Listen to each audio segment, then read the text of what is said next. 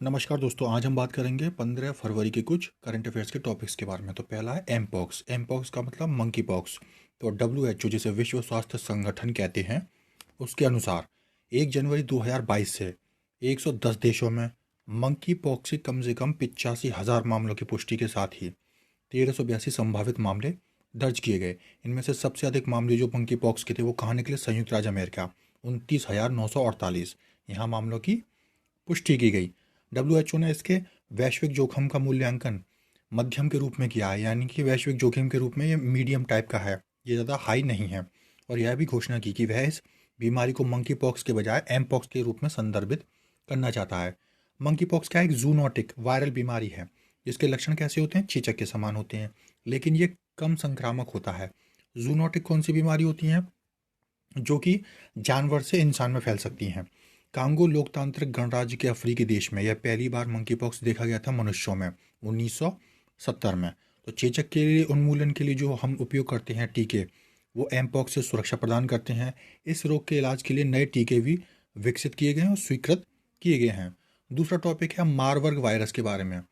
मध्य Africa के भूमध्य रेखीय जो गिनी देश है, उसमें मारबर्ग वायरस के रोग के प्रकोप की पुष्टि की गई है। WHO ने के अनुसार क्या कहा गया है कि मारबर्ग जो वायरस है वो अत्यधिक संक्रामक है और उसके कारण रक्तस्रावी बुखार होता है, यानी इसमें बुखार के साथ साथ खून भी बहता है। यह तेज बुखार, गंभीर सिर दर्द और चिंताजनक अस्वस्थता के साथ आकस्मिक रूप से शुरू होता है। इस वायरस से संक्रमित होने वाले प्रत्येक 100 में से 88 लोगों के मरने की संभावना बन जाती है, यानी बचने की संभावना मुश्किल से मुश्किल इसमें 10 से 12% होती है। यह वायरस फ्रूट चमगादड़ों से लोगों में फैलता है और संक्रमित लोगों के शारीरिक तरल पदार्थों, सतहों, सामग्रियों के सीधे संपर्क में के माध्यम से अन्य मनुष्यों में भी फैलता है, यानी लार-फार के मामले से या फिर लिक्विड से। मारबर्ग वायरस की पहली बार पहचान कब हुई थी? 1967 में जर्मनी में और सर्बिया में हुई थी। सर्बिया की राजधानी बेलग्रेड है। उनकी प्रयोगशाला में एक साथ बीमारी फैलने के बाद हुई थी ये। तीसरा टॉपिक है न्यायिक समीक्षा के बारे में। तो हाल ही में सर्वोच्च न्यायालय ने स्पष्ट किया है कि संवैधानिक न्यायालय में न्यायाधीश के रूप में नियुक्ति के लिए कॉलेजियम द्वारा जो अनुमोदित उम्मीदवार की उपयुक्तता न्यायिक समीक्षा का विषय नहीं हो सकती है। यानी कि अगर किसी जज को नियुक्त करना है सुप्रीम कोर्ट में या किसी कोर्ट में और कॉलेजियम ने कह दिया, तो अब उसकी न्यायिक समीक्षा नहीं हो सकती। न्यायिक समीक्षा है क्या चीज़ है? ये एक प्रकार की न्यायालयिक कार्रवाई है, जिसमें न्यायाधीश क्या करता है? एक सार्वजनिक निकाय द्वारा लिए गए निर्णय या कार्रवाई की वैधता की समीक्षा करता है। यानी मान के चलिए, अगर सरकार ने कोई बिल पास कर दिया तो उसको वो सही है गलत है उसको देखने के लिए जो है सुप्रीम कोर्ट या हाई कोर्ट न्यायिक समीक्षा का उपयोग करते हैं। यह किसी देश के न्यायालयों द्वारा विधायिकाओं, सरकार के कार्यकारी और प्रशासनिक अंगों के कार्यों की जांच होती है इससे, और यह सुनिश्चित किया जाता है कि ऐसी कार्रवाइयाँ राष्ट्र के संविधान के प्रावधानों के अनुरूप हैं या नहीं है। तो न्यायिक जो समीक्षा है उसे संविधान का मूल ढांचे में माना जाता है। किस केस के अंतर्गत? इंदिरा गांधी बनाम राजनारायण मामला, जो कि 1975 का था। फिर न्यायिक समीक्षा को समर्थन प्रदान करने वाले कुछ प्रावधान कौन कौन से हैं?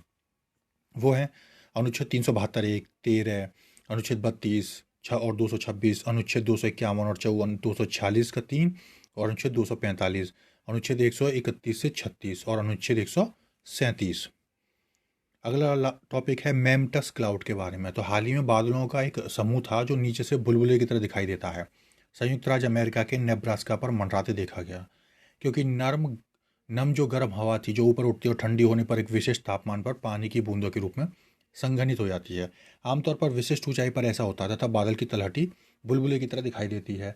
पानी की बूंदों के कारण अपारदर्शी बादल बनता है। हालांकि कुछ शर्तों के तहत क्लाउड पॉकेट भी बन जाते हैं, जिसमें क्या होता है? पानी की बड़ी बूंदें बर्फ होती हैं जो कि स्वच्छ हवा में वाष्पित हो जाती हैं। ये पॉकेट मेघ गर्जन के निकट अशांत हवा में बन सकते हैं।